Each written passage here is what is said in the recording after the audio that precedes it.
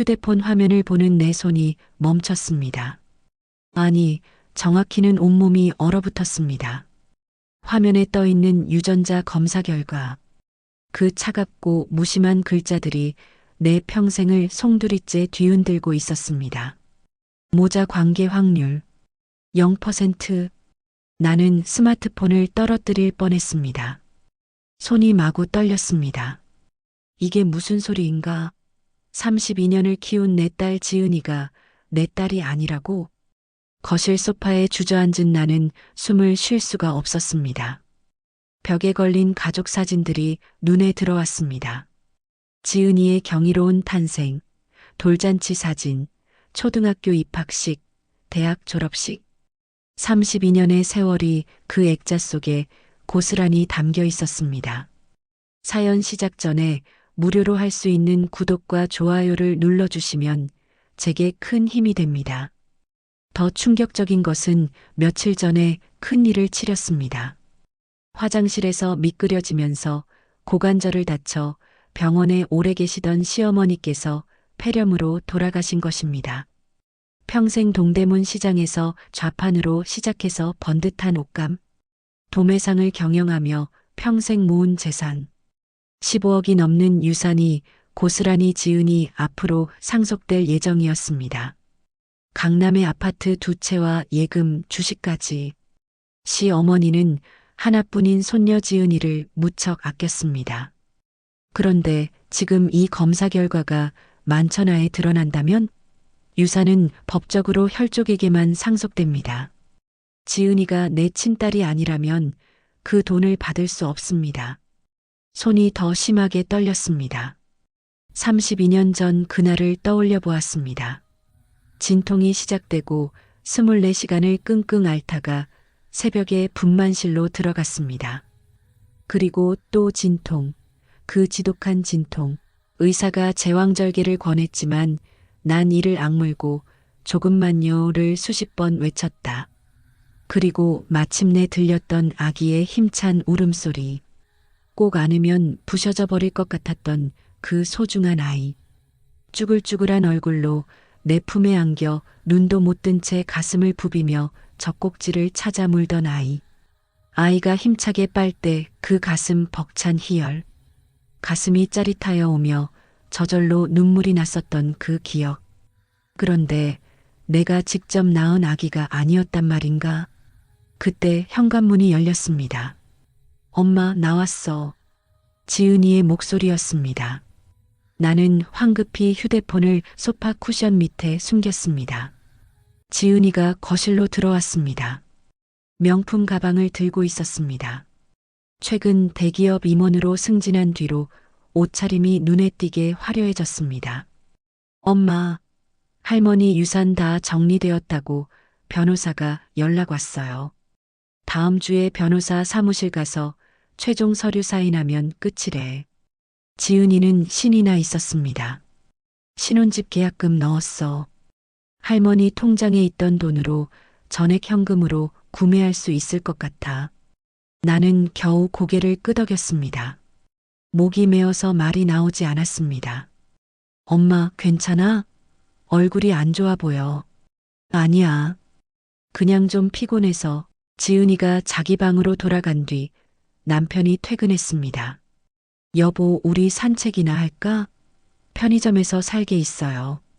나는 검사지를 들고 나와서 편의점 밖 파라솔 의자에 앉아 남편에게 보여줬습니다.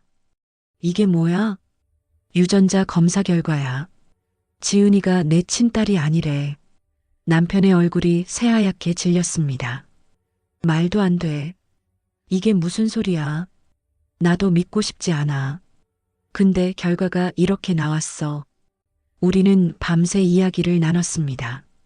유산 문제는 어떻게 할 거야? 지은이가 법적으로 상속받을 수 없는데. 모르겠어. 아무것도 모르겠어. 다음 날부터 나는 자료를 뒤지기 시작했습니다. 32년 전 그 병원 기록을 찾아야 했습니다. 병원을 찾아갔지만 그 자리 대형마트가 들어서 있었습니다. 그 동네 부동산을 찾아보았지만 누구도 어디로 이전했는지 아니면 폐업했는지도 아는 사람들이 없었습니다. SNS 여러 사이트에 같은 병원, 같은 날 출생한 사람이 있는지도 알렸습니다. 당시 같은 날 아이를 낳은 산모가 누군지 알아야 했습니다. 일주일을 뒤진 끝에 당시 그 병원에서 간호사로 일했던 박은희 선생님을 찾아냈습니다. 70대 초반으로 지금은 요양원에 계셨습니다. 남편과 함께 요양원을 찾아갔습니다. 박은희 선생님은 휠체어에 앉아 계셨습니다. 혹시 선생님, 제가 아이를 낳던 날 다른 산모도 같이 출산했는지 기억하세요? 박은희 선생님은 한참을 생각하더니 고개를 끄덕였습니다. 아, 그날이 마침 내 생일이어서 식구들과 저녁 약속이 있었는데 두 분이 거의 동시에 진통이 시작되셔서 난리가 났었어요. 작은 병원이라 분만실이 하나뿐이었거든요.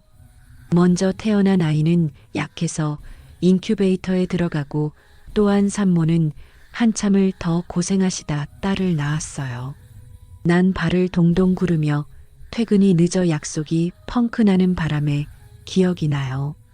심장이 쿵 하고 뛰었습니다. 그날 밤이 정말 아수라장이었어요. 신생아실이 혼란스러웠죠. 그리고 같이 들어오신 그 산모분 참 안타까웠어요.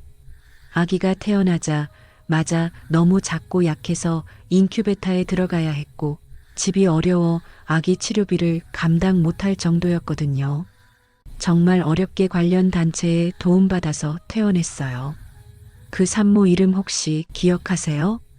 32년 전 일인데 어떻게 기억해요? 아, 그런데 그분들과 사진 찍은 게 있을 거예요. 사진 뒷면에 메모가 되어 있을지도 모르겠군요. 제 큰 아들한테 앨범에서 찾아보라고 할게요. 내일 다시 와주세요. 우린 다음 날 다시 찾아갔습니다. 마침 사진에 나와 다른 산모가 아이를 안고 있었고 퇴원한 날짜와 이름이 메모되어 있었다. 이름이 한미숙. 집으로 돌아와 인터넷을 뒤졌습니다. 평소 알고 지내던 형사한테 부탁하였으나 개인정보는 공유가 안 된다며 거절하여 여러 SNS에 미친 듯이 글을 올렸습니다. 매일 아니 매시간 같은 글을 여기저기 카페에도 올렸습니다. 그리고 사흘 만에 한미숙이라는 이름의 여자를 찾아냈습니다. 서울 변두리의 낡은 다세대 주택에 살고 있었습니다. 다음 날 남편과 함께 그곳으로 갔습니다. 좁은 골목길을 한참 들어가니 낡은 건물이 나왔습니다. 페인트가 벗겨진 외벽, 녹슨 철문. 우리가 사는 강남 아파트와는 천지 차이였습니다. 초인종을 눌렀습니다.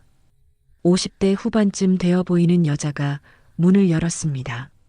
머리는 반쯤 새어 있었고 얼굴에는 고생한 흔적이 역력했습니다. 혹시 한미숙 씨이신가요? 저는 이수정이라고 합니다. 32년 전에 같은 병원에서 아이를 낳았어요. 한미숙이 문을 열어줬습니다. 집안은 10평도 안 되어 보이는 원룸이었습니다. 소파도 없었습니다. 우리는 방바닥에 앉았습니다. 나는 유전자 검사 결과를 보여줬습니다. 제 딸이 제 친딸이 아닌 것으로 나왔어요. 병원에서 아기가 바뀐 것 같아요. 한미숙의 손이 떨리기 시작했습니다. 그럼 우리 서연이도 검사를 해보시는 게 좋을 것 같아요. 일주일 뒤 결과가 나왔습니다. 우리는 조용한 카페에서 만났습니다. 한미숙과 그녀의 딸 서연이가 함께 왔습니다. 서연이를 본 순간 나는 숨이 막혔습니다. 초라한 옷차림에 지친 얼굴. 하지만 눈빛은 나를 닮았습니다. 검사 결과를 확인했습니다. 명백했습니다. 한서연은 내 친딸이었고 김지은은 한미숙의 친딸이었습니다. 한참을 아무도 말이 없었습니다. 선생님, 따님은 어떻게 자랐어요? 한미숙이 조심스럽게 물었습니다. 네, 잘 자랐어요. 나는 짧게 대답했습니다. 더 이상 말할 수가 없었습니다. 서연이는요? 한미숙이 천천히 고통스럽게 말을 시작했습니다. 서연이는 어릴 때부터 고생만 했어요. 우리가 가난했으니까요. 중학교 때부터 아르바이트 하면서 학교 다녔고요. 한미숙의 목소리가 떨렸습니다.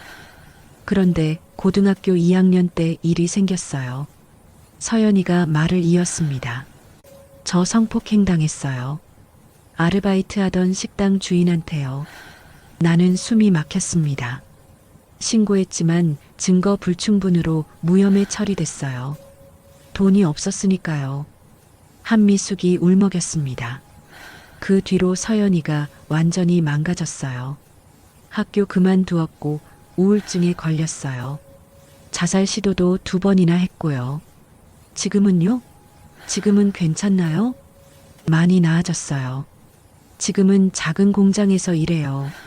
서연이가 손을 내밀었습니다. 손등에는 화상 자국이 있었습니다. 결혼은요? 못해요. 남자가 무서워요. 그 일 이후로 나는 울음을 터뜨렸습니다. 내 친딸이 이런 고통을 겪었다니. 반면 지은이는 남부럽지 않게 사랑을 듬뿍 받으며 명문대를 나와 대기업 임원이 되었고 곧 결혼도 할 예정이고 15억의 유산까지 물려받을 것입니다. 하지만 말을 내뱉을 수 없어 삼켰습니다. 선생님 따님은 어떻게 자랐어요? 한미숙이 다시 물었습니다. 잘 자랐어요. 아주 잘 자랐어요. 더 이상 말할 수가 없었습니다. 집으로 돌아오는 차 안에서 남편이 말했습니다. 유산 어떻게 할 거야? 법적으로는 서연이한테 가야 하는 거 아니야? 알아. 근데 지은이한테 어떻게 말해요? 며칠이 지났습니다. 유산 상속일이 다가왔습니다. 나는 결국 아무 말도 하지 않았습니다. 변호사 사무실에서 서류에 사인했습니다. 지은이 앞으로 15억의 재산이 넘어갔습니다.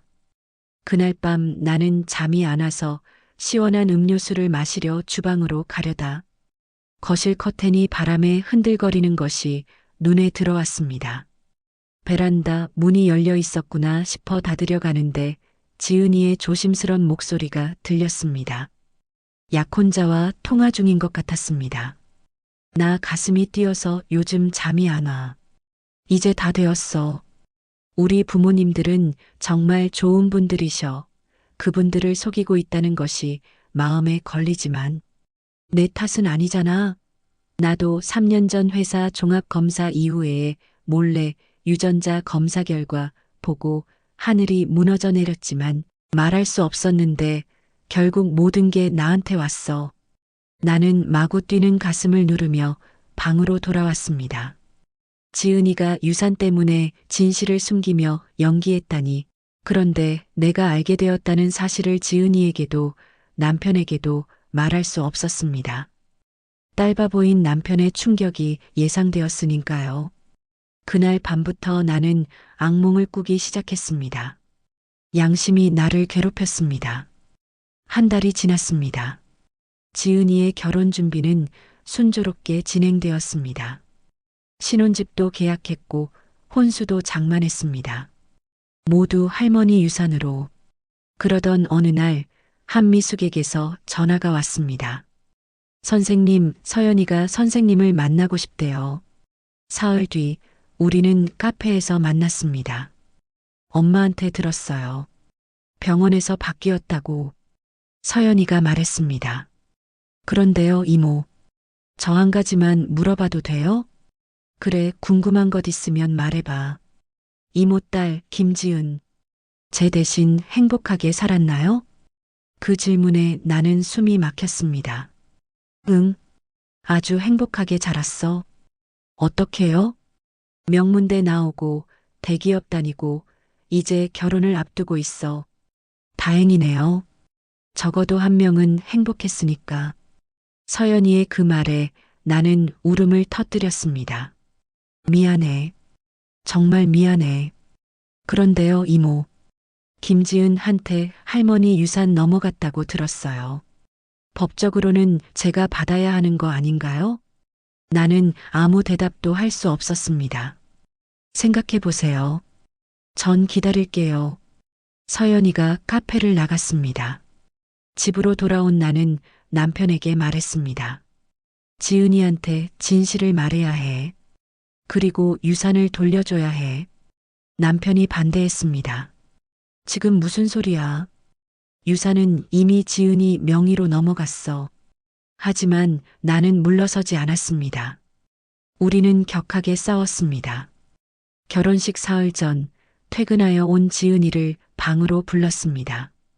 엄마, 무슨 일 있어요? 지은아, 엄마가 할 말이 있어. 나는 떨리는 목소리로 모든 진실을 털어놨습니다. 유전자 검사 결과 병원에서 바뀐 것, 한서연의 존재, 그리고 유산 문제까지 지은이는 말없이 듣고 있었습니다. 그래서요? 지은이가 차가운 목소리로 물었습니다. 유산을 서연이한테 돌려줘야 해. 법적으로는 서연이 거니까. 지은이가 비웃었습니다. 엄마, 정신 차려요. 유산은 이미 제 명의로 넘어왔어요. 법적으로 아무 문제 없어요. 왜 남한테 줘요? 지은아, 이건 양심의 문제야. 양심이라뇨? 우리가 뭘 잘못했는데요? 지은이의 목소리가 높아졌습니다. 저 32년 동안 엄마 딸로 살았어요. 그게 다 거짓말인가요? 이제 와서 피가 안 섞였다고 다 무효예요? 그게 아니라, 그럼 뭔데요? 결혼 3일 앞두고 이런 얘기하면 제가 어떻게 해요? 지은이가 울기 시작했습니다. 엄마, 전 결혼해요. 그리고 유산도 안 돌려줘요. 저한텐 아무 잘못도 없으니까. 지은이가 문을 쾅 닫고 나가버렸습니다. 난 지은이를 뒤쫓아가 목구멍 속에 참았던 말을 뱉어버리고 말았습니다. 너가 진작 진실을 말해주었으면 좀 더 현명하게 대처했을 거야. 눈물 범벅된 지은이의 경악한 모습이 내 가슴을 찢었습니다. 난 지은이에게 다가가 안아주며 말했습니다. 아빠는 너가 3년 전부터 알고 있었다는 사실을 모르셔. 충격 받으실 거야. 그냥 여기서 덮자. 너가 알아서 해. 결혼식 날이 밝았습니다. 나는 웃는 얼굴을 만들려 애썼지만 마음은 무거웠습니다. 식이 끝나고 피로연이 시작되었습니다. 그때 지은이가 나를 따로 불렀습니다. 엄마, 잠깐만 저 좀 봐요. 조용한 방으로 들어갔습니다. 지은이가 봉투를 건넸습니다. 이게 뭐니? 수표예요. 8억. 회사 근처에 아파트를 사고 결혼 준비하고 민우 씨가 형편이 안 돼서 살림까지 제가 다 마련했잖아요. 그래서 돈을 많이 써서 서연이 언니한테 전해줘요. 유산을 다 줄 수는 없지만 이 정도는 드릴 수 있어요. 지은이는 유산을 너무 많이 쓴 것이 미안했는지 말끝을 흐렸습니다. 나는 깜짝 놀랐습니다. 아니야, 충분히 잘 생각했다. 이 서방이 어려운 건 우리가 다 알고 사람만 보고 승낙한 거잖니? 살아가면서 이 서방한테 절대 내색하지 말고 잘 해줘라. 사람은 진국이잖아. 그 나이에 가장이 되어 어머니 병 수발하며 살아온 젊은이는 흔치 않아. 지은이의 눈에 눈물이 고여 있었습니다. 내 엄마 민우 씨가 저를 사랑하는 마음은 정말 진실하니까 잘할게요. 그리고 엄마 말이 맞아요. 유산 문제는 양심의 문제니까. 근데 저도 솔직히 무서워요. 제가 지금까지 살아온 삶이 다 거짓이 될까봐.